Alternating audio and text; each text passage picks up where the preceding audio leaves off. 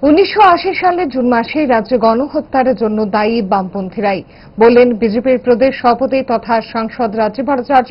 দলীয় মুখ্য কার্যালয়ে বৃহস্পতিবার সাংবাদিক সম্মেলনে তিনি আরো বলেন, যদি সৎ সাহস থাকত তাহলে কেন তৎকালীন বামফ্রন্ট সরকার এ দাঙ্গার জন্য কোনো তদন্ত কমিশন বসায়নি?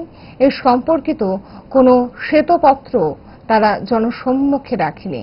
মান্দাইয়ের দাঙ্গার মতো গণহত্যা ঘটবে এটা আগেই তৎকালীন ডিএম এবং পুলিশের উচ্চপদস্থ আধিকারিকদের জানা ছিল, কিন্তু তারা কোনো ব্যবস্থা নেয়নি। এমনকি 36 ঘন্টা পরেও কোনো সরকারি আধিকারিক সেখানে যায়নি। এছাড়া এক সপ্তাহ কেটে যাওয়ার পরেও কেউ সেখানে যাওয়ার প্রয়োজনীয়তা বোধ করেনি। অথচ সেই সময় এই গণহত্যার জন্য কোনো তদন্ত কমিশনও বসানো হয়নি, দুঃখ প্রকাশও করেনি।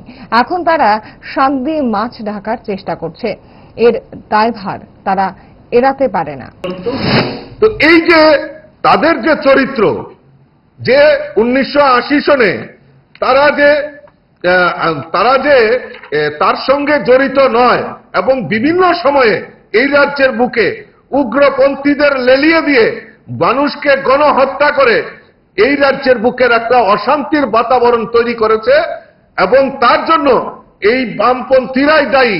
কারণ যদি সৎ সাহস থাকতো সেই সময় ইনকোয়ারি কমিশন করে মানুষের কাছে হোয়াইট পেপার রাখতে পারত যে কারা তার সঙ্গে জড়িত এবং তার উদ্দেশ্য কি। কাজেই এই বামপন্থীরাই আজকে বড় গলা কথা বলছেন, শুধু বিভাজনের রাজনীতি করে রাজ্যে পাহাড়ি বাঙালি তাদের মধ্যে বিভাজন তৈরি করে কিভাবে ক্ষমতায় টিকে থাকা যায় তার প্রয়াস বামপন্থীরা করেছে। সেই জিনিসগুলি জনসমক্ষে তুলে ধরার জন্যই আজকে আপনাদেরকে এখানে আমরা আহ্বান করেছি।